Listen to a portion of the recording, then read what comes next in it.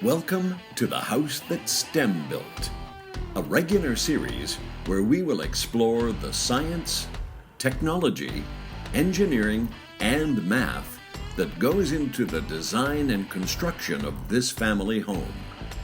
This is the House That STEM Built.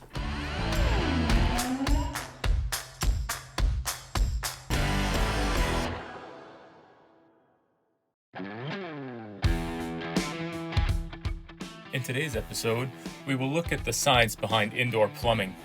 This video will address a Physics 11 outcome in the Work and Energy unit, describing and evaluating the design of technological solutions and the way they function using principles of energy and momentum.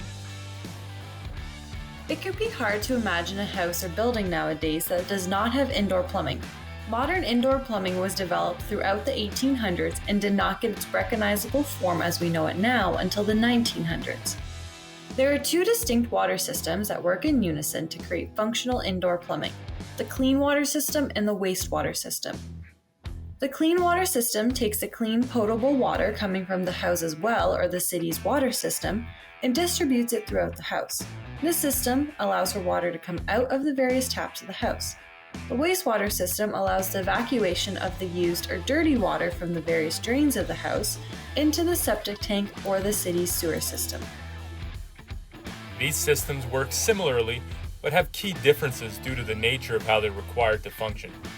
To begin, the clean water system uses pipes that are smaller in diameter than the pipes of the gravity-fed wastewater system. Depending on the appliance and location within the house, the clean water pipes will be between a ½ inch and an inch in diameter, and the sewer pipes will be between 1.5 and 6 inches in diameter. Like many measurements in the Canadian construction industry, the pipe diameters are measured in imperial units instead of metric.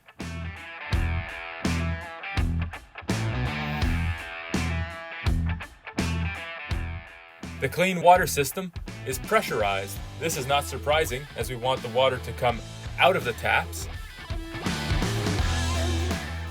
And the wastewater plumbing is open to the atmosphere and uses gravity to evacuate the water.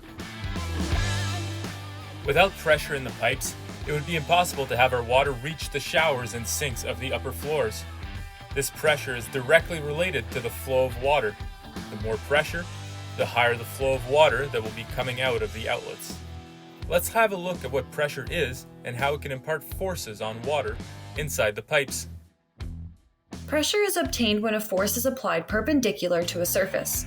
Inversely, a pressure applied to a force will impart a force on this surface. Let's look at this surface of 1 meter by 1 meter. Its area is 1 square meter. Now we will apply a force to it. When we take the force and divide it by the area on which it is applied, we obtain the pressure. If the force we applied is 1 Newton, we obtain a pressure of 1 Newton per square meter. This is the definition of the SI unit for pressure, the Pascal. By comparison, the average atmospheric pressure is 101,000 pascals, or 101 kilopascals, which is equal to 101,000 newtons per square meter. The same atmospheric pressure is found inside the pipes pushing outwards against the side of the pipe as well as longitudinally within the pipe. This pressure is what will allow the water to move and flow in the pipes. The pipes in the house are always under pressure.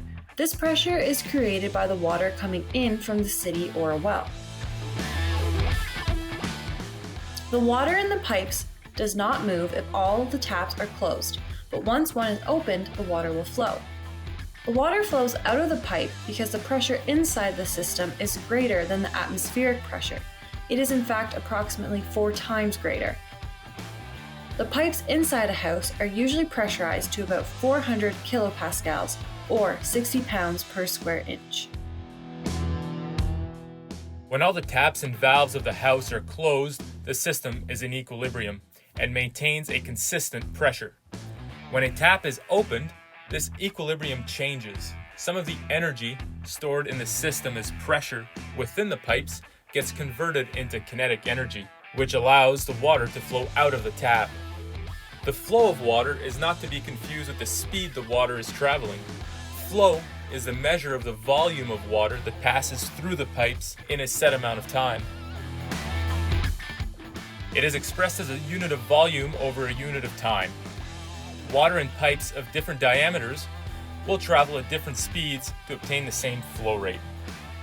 Let's look at a similar example using cars on a road. The number of cars represents the volume of water, and the amount of lanes on the road represents the diameter of the pipe. The flow of traffic can be expressed as a number of cars passing in a set amount of time. Let us compare a one-lane road and a four-lane road with the same flow of vehicles and see what happens to their speed.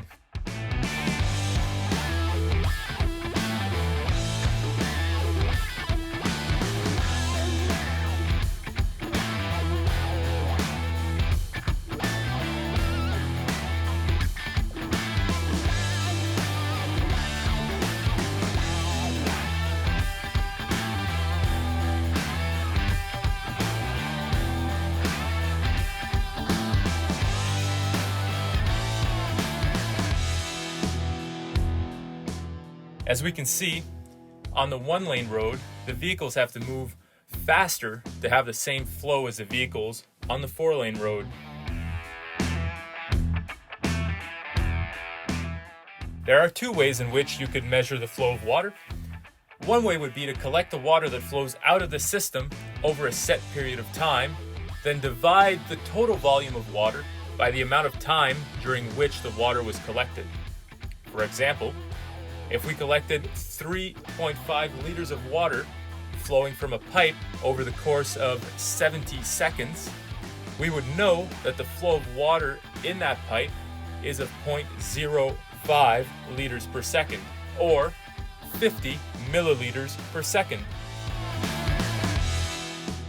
Another way to measure the flow of water would be to multiply the internal area of the pipe by the speed at which water is flowing.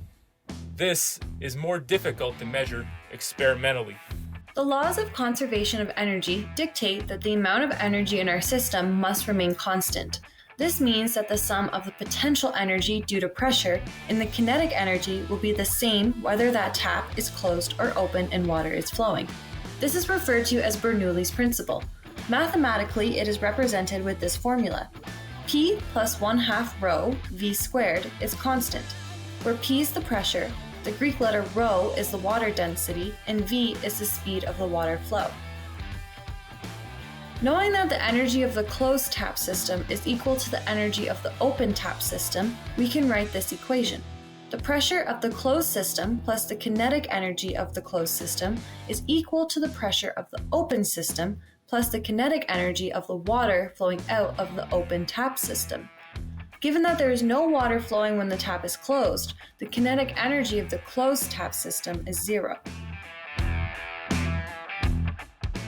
We can now solve the equation for the speed of the water flow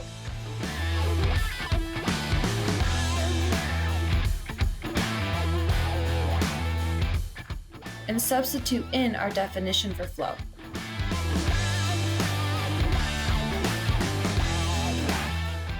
We can obtain the following equation, which shows that the relationship between the variation in pressure in the system and the flow is not linear.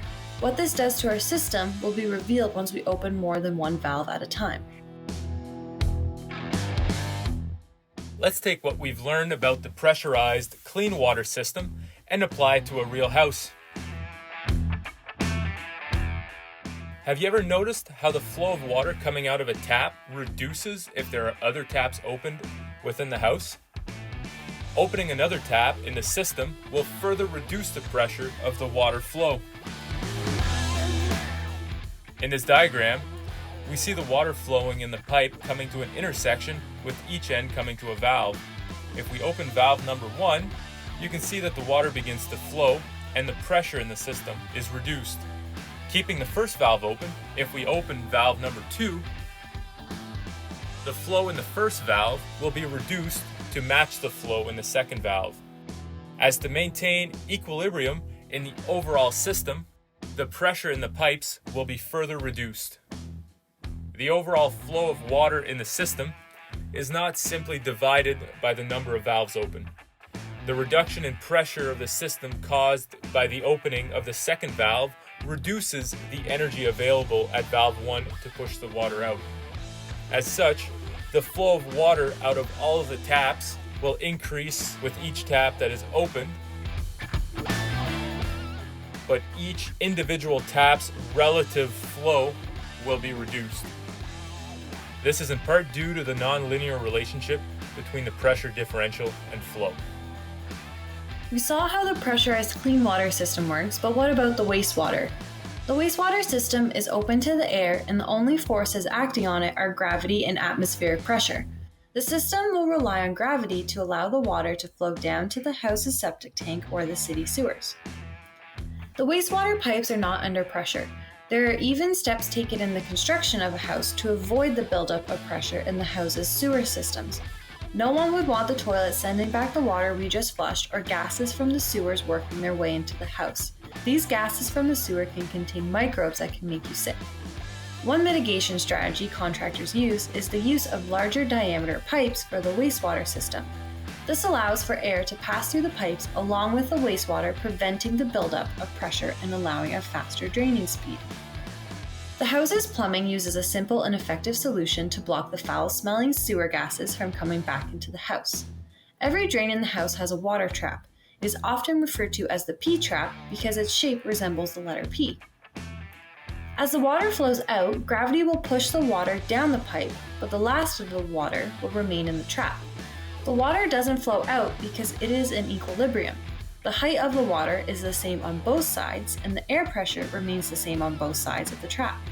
If the pressure on the sewer side were to increase, it would break this equilibrium and push the water and gases back into the house. Given that the pipes use a water trap to stop the sewer gases from venting in the house, there needs to be an outlet for that air. If all the drains in the house do not let the air escape, there could be a buildup in air pressure due to emissions from the sewers. For this reason, the house's sewer pipe system has a vent on the roof that will allow the sewer gases to harmlessly vent. Any gases coming from the sewers will harmlessly escape into the air above the house. If this vent was not there, the pressure within the system would not remain constant. It would make draining more difficult and could allow the foul-smelling sewer gases to seep into the house.